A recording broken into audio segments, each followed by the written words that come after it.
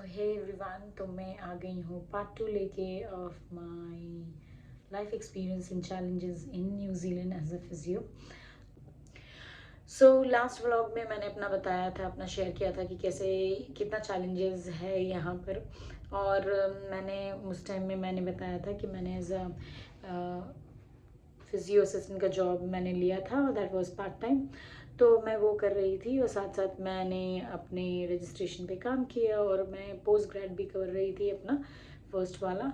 So back in अगस्त मुझे आ जाता है रजिस्ट्रेशन और मैं सोचती हूँ कि क्यों ना ही अपनी ही कंपनी में, जिस कंपनी में मैं एज अ फिजियो असिस्टेंट काम कर रही थी, क्योंकि वहाँ पर एक पोस्ट खाली था एज अ फिजियो का, क्यों ना उसमें काम किया जाए। तो मैंने सोचा अप्लाई करते हैं। तो आई फॉर्मली गिव एन इंटरव्यू। तो 3 मैनेजर्स ने मेरा इंटरव्यू लिया, क्योंकि मैं 3 प्लेसेस में, वर्क प्लेस मेरा 3 है, कंपनी एक है मगर 3 प्लेसेस में मैं काम करती हूँ।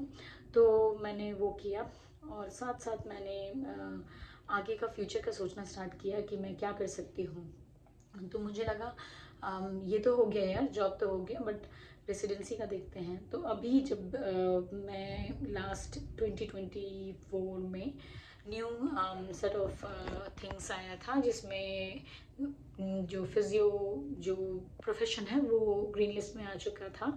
अभी का मुझे नहीं पता, बट लास्ट टाइम जब मैं न्यूजीलैंड आई थी 2023 में, तब न्यूजीलैंड में फिजियो ग्रीन लिस्ट से निकाल दिया गया था। बट जब मैं कंप्लीट कर रही थी अपना पोस्ट ग्रेजुएशन, तब फिर से वो आ गया था ग्रीन लिस्ट में। सो अब ये ग्रीन लिस्ट होता क्या है? सो ग्रीन लिस्ट वो ऐसा लिस्ट है जो प्रोफेशन उस लिस्ट में रहता है इन न्यूजीलैंड। आप डायरेक्टली अपना रेसिडेंसी के लिए अप्लाई कर सकते हो। उसमें सर्टन कंडीशन रहता है कि नंबर ऑफ आवर्स आपको इतना काम करना होगा।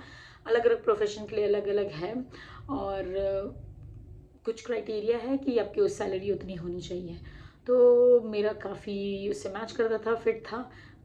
तो मैंने क्या किया, मैंने फटाफट से अप्लाई कर दिया अपनी रेसिडेंसी के लिए और मेरी जॉब लगी एंड ऑफ अगस्त में। तो अभी 1 साल हो चुका है मेरी जॉब करते हुए एज अ फिजियो। और उसके बाद मैंने रेसिडेंसी के लिए अप्लाई कर दिया। बट मैं यहाँ पर ये बोलना चाहती हूँ कि सिर्फ रजिस्ट्रेशन लेने से नहीं होता है। तो एक और चीज़ होता है call annual practising certificate which is required to practise in New Zealand. अगर आपके पास वो नहीं है तो आप प्रैक्टिस नहीं कर पाओगे। कुछ नहीं होता, उसमें थोड़ा सा पेपर वर्क है और ऑब्वियसली पैसा लगता है।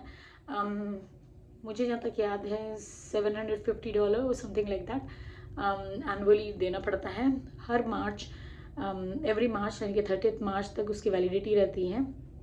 और उससे पहले आपको फिर से अप्लाई करके उसको क्लियर अप करना पड़ता है। उसके लिए कुछ कुछ और भी चीज़ें करनी पड़ती है, जैसे कि आपको पीडीपी और सीपीडी करना पड़ता है, यानी कि कंटिन्यूस एजुकेशन प्रोग्राम। इंडिया में वो नहीं है, यहाँ करना पड़ता है। यानी कि आपको सर्टेन नंबर ऑफ आवर्स पढ़ाई के कंप्लीट करने होते हैं या फिर ट्रेनिंग के कंप्लीट करने होते हैं। तो ये होता है टू कंटिन्यू योर एपीसी। अगर आपका एपीसी नहीं रहेगा तो आप प्रैक्टिस नहीं कर सकते हो। तो ये हो गया कुछ फिजियोथेरेपी के बारे में। और मैंने फिर रेसिडेंसी झटाझट अप्लाई किया, क्योंकि लास्ट ईयर ऐसा था कि अक्टूबर के बाद, जो लोग सितंबर के बाद या अक्टूबर के बाद आई थिंक सो अप्लाई कर रहे थे, उनका फीस डबल हो गया था। आई वॉज लकी कि मैंने पुरानी ही फीस में मैंने डाला था उसको। और रेसिडेंसी मेरी आ गई, if I am not wrong, initial नवंबर में।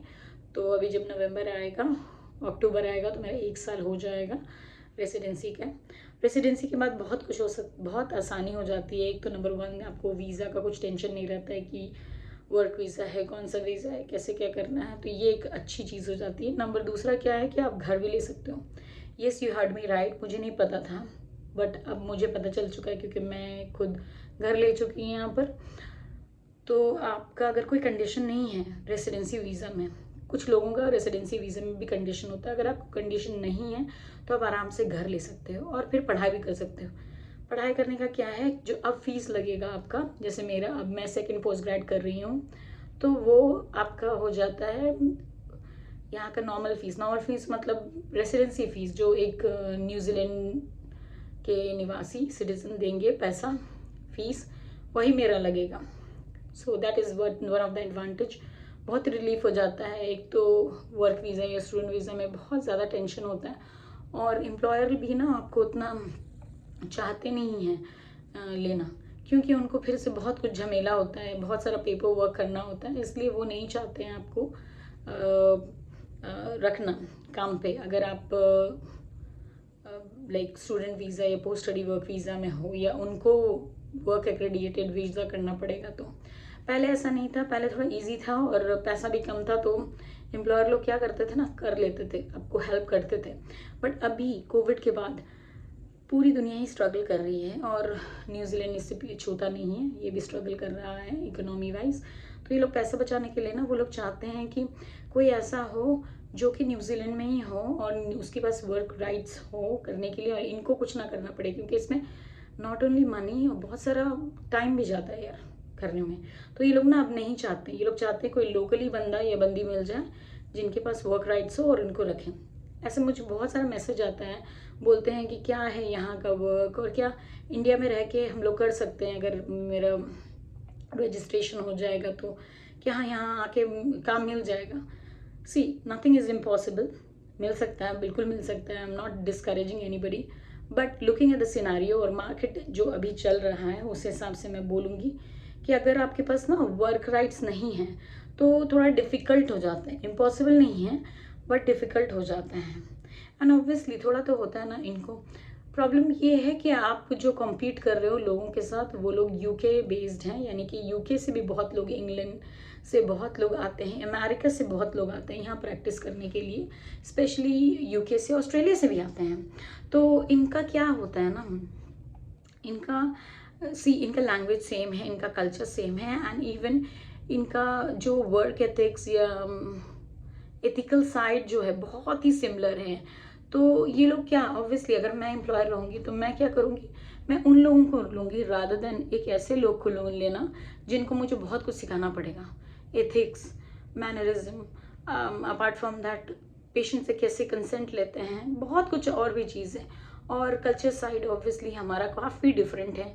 इंडिया में हम लोग बहुत ही अलग तरीके से प्रैक्टिस करते हैं, यहाँ अलग है। प्लस नोट्स राइटिंग इंडिया में काफ़ी अलग है। दो हमें लगता होगा कि ये बेस्ट है, आई एम नॉट सेइंग कि बेस्ट कौन है या गलत नहीं कौन है, इस पे तो कुछ बात ही नहीं है, सब अपने अपने में ठीक है। बट द थिंग इज़ कि यहाँ के लोग वो चीज़ प्रेफर नहीं करते हैं। तो हमारा कल्चर साइड एक आ जाता है, जिसकी वजह से ना एम्प्लॉयर लोग ना लेना नहीं चाहते हैं ऐसे लोगों को जिनको ज़्यादा प्रैक्टिस करवाना होगा, क्या ज़्यादा करवाना होगा, जिनके ऊपर ज़्यादा मेहनत लगेगा। तो ये है प्रॉब्लम। तो आपको रजिस्ट्रेशन तो आप कर सकते हो, आराम से हो जाएगा, ऐसा नहीं है कि नहीं होगा। जब मेरा हो सकता है तो सबका हो सकता है। बट द प्रॉब्लम इज़ कि रजिस्ट्रेशन के बाद क्या नेक्स्ट, क्या आपको एम्प्लॉयर मिल जाएगा? अगर मिलता है तो वेल एंड गुड इनफ, मैं तो चाहूँगी कि आप करो apply. But despite saying that I am not breaking somebody's heart, बिल्कुल करना चाहिए, जाना चाहिए। अगर आपके पास है रजिस्ट्रेशन, बिल्कुल करो। और कुछ लोग पूछते हैं कि क्या मैं यहाँ पर पोस्ट ग्रेड या डिप्लोमा या फिर मास्टर्स कर लेती हूँ या लेता हूँ इन फिजियोथेरेपी, तो मुझे क्या फिजियोथेरेपी का जॉब मिल जाएगा? बिल्कुल भी नहीं, ये सोच के बिल्कुल भी नहीं करना, इंडिया नहीं है ये। और दूसरा बात, ये लोग ना डायरेक्ट बैचलर्स करने के बाद फिजियोथेरेपी मास्टर्स या पोस्ट ग्रेड देते ही नहीं है। सबसे पहली बात तो आपका कुछ सर्टेन ईयर्स का एक्सपीरियंस होना चाहिए, if I am not wrong 2 से 3 साल का, क्योंकि यहाँ पर एजुकेशन वैसे ही बेस्ड है, ये एक्सपीरियंस बेस्ड है। ये लोग आके आप यहाँ पर आपके इतना पैसा खर्चा करोगे, if I am not wrong $40,000 से फीस है 1 साल का post grade diploma in physiotherapy. But आपको पता है, आपको ऐसा लगेगा you won't be feeling content, आपको ऐसा लगेगा मैंने तो कुछ भी नहीं सीखा, क्योंकि ये लोगों का पढ़ाई का तरीका अलग है। ये लोग ये नहीं सिखाएंगे आपको कि कहाँ से क्या करना है, बिल्कुल भी नहीं सिखाएंगे। ये बोलेंगे आप सीखो, हम करेक्ट करेंगे सिर्फ आपको, बट आपको सीखना है। बट अगर आप यहाँ पर के सिस्टम में न्यू हो तो ऑब्वियसली बहुत डिफिकल्ट होता है। तो फिर आपको ऐसा लगेगा कि यार पूरा साल निकल गया बट हमने कुछ नहीं सीखा। तो ये सब डिफ़िकल्टी आ जाती है as a person who is from the third world country. हमें है दिक्कत तो बिल्कुल है। तो पढ़ने के बाद क्या होता है ना, पोस्ट ग्रेड करने के बाद भी आपको यहाँ पर जॉब या फिर ऐसे नहीं मिलेगा, आपको वही फिर से रजिस्ट्रेशन करना पड़ेगा। और यस, अगर आपका रजिस्ट्रेशन भी है, पोस्ट ग्रेड भी है और आप यहाँ पर हो, अच्छा रेफरेंस है, तब मिलने के चांसेस बढ़ जाते हैं, बट डजन अश्योर कि आपको जॉब मिलेगा ही मिलेगा। तो ये सब स्ट्रगल है अपने में ही। और ऑब्वियसली थोड़ा तो होता है ये रेसिज्म, जब लोग बोलते हैं कि रेसिस्ट नहीं है ये कंट्री, बिल्कुल भी ऐसा नहीं है। As a human we all are biased, हम सब बायस्ड हैं। आप खुद अपने अंदर ही झांक के देखो, आपको खुद ही लगेगा कि यार कुछ लोगों के प्रति हम खुद बायस्ड हैं, इंडियन हो के भी। तो ये एक ह्यूमन का इनहेरेंट नेचर है। हाँ, यहाँ कम है, परसेंटेज कम है। पॉलिटिक्स, वर्क पॉलिटिक्स भी बहुत कम है, ऐसा नहीं है कि नहीं है बट कम है। तो मेरा ये आपको सजेशन रहेगा, अगर आप यहाँ आना चाहते हो, अच्छा खासा एक्सपीरियंस लेकर आओ इंडिया से, दैट डज हेल्प आपको ये रहने में। अगर कोई आपका फ्रेंड्स एंड फैमिली इधर है तो सोने पर सुहागा है, क्या ही बात है। अगर आप अफोर्ड कर सकते हो पोस्ट ग्रेड डिप्लोमा, प्लीज़ तब आके करो। यहाँ पर कुछ तो हेल्प मिलता ही मिलता है, प्लस आपके पास एक सर्टिफिकेट भी हो जाएगा, तो वो है। But at the same time अगर आप सोच रहे हो कि नहीं भैया उसी से जॉब मिलेगा, तो ऐसा नहीं है। आपको हार्ड वर्क करना ही पड़ेगा, आपको यहाँ का एक्सपीरियंस लेना ही पड़ेगा। और जो लोग इंडिया में बैठ के, जिनके पास रजिस्ट्रेशन है और वो लोग चाह रहे डायरेक्ट करना, देखो नथिंग इज इम्पॉसिबल, बट हाँ थोड़ा डिफिकल्ट हो जाता है। You will face a lot of rejections, या फिर कभी कभी ये लोग तो रिप्लाई भी नहीं करेंगे, तो उसके लिए आप रेडी रहो। बाकी यही था मेरा जर्नी। तो इसके बाद मैंने क्या किया, जब मेरा रजिस्ट्रेशन हो गया, जब मेरा रेसिडेंसी हो गया, तब मैंने दो चीज़ की। एक तो घर ले लिया अपना, थोड़ा पैसा बचता है यार, अपना घर होता है तो आप अपने घर में मॉर्गेज पैसा देते हो। और दूसरा क्या किया, मैंने सोचा कि इधर उधर पैसा खर्चा करने से अच्छा है अपने ऊपर करूँ, अपने पढ़ाई के ऊपर करूँ। तो मैं फिर से सेकेंड पोस्ट ग्रेड कर रही हूँ from the university of Otago. तो पहले मैंने किया था कैंटरबरी से, और अब कर रही हूँ यूनिवर्सिटी ऑफ ओटागो से post grade diploma in physiotherapy. तो ये है मेरा पूरा overall journey now till now. ऐसा नहीं था कि सब कुछ इजी था, बिल्कुल भी नहीं था। There are ups and downs in life, जैसे कि सबके लाइफ में होता है। इट इज़ नथिंग न्यू, मैं अकेली नहीं हूँ। आप भी आओगे तो आपको भी ऐसा लगेगा। बहुत टाइम ऐसा लगता है कि यार मैं क्यों आ गई, क्या ही ज़रूरत था आने का, बट हिम्मत नहीं हारना है। और इसमें मेरे घर वालों ने, मेरी फैमिली ने बहुत बहुत हेल्प किया। Thanks to all my family, because वो लोग हमेशा बोलते थे तुम कर लोगी तुम कर लोगी। और मैं बहुत बार ऐसे कॉल करती थी और मैं रोती थी कि यार मैं कहाँ आके फंस गई हूँ, nothing is working on my favour. But वो टाइम निकल गया ना, उसके बाद एवरीथिंग वॉज गुड। मैं यहाँ पर आहिस्ते आहिस्ते फ्रेंड्स बनाने लगी। और हाँ, एक चीज़ बहुत हिट करता है, वो होता है लोनलीनेस। और जितने भी स्ट्रांग रहो, एक ऐसा पॉइंट आता है जब आपको फील होता है यार कितने आप अकेले हो, तो उस टाइम में बहुत तकलीफ होती है। बट मुझे लगता है लाइफ में ये चीज़, ये फेस को पार करना बहुत इम्पॉर्टेंट है। Because at the end of the day अगर आप सोचो तो आप अकेले ही हो, तो जितना जल्दी आप सीख जाओगे उतना अच्छा रहेगा। बेस्ट थिंग मेरे साथ हुई कि अब मैं खाना पकाना सीख गई हूँ, घर संभालना सीख गई हूँ, and which is very much required. और थैंक्स टू न्यूजीलैंड कि मुझे आ गया अच्छे से। And I don't miss India because of the food, but I do miss India because of my family.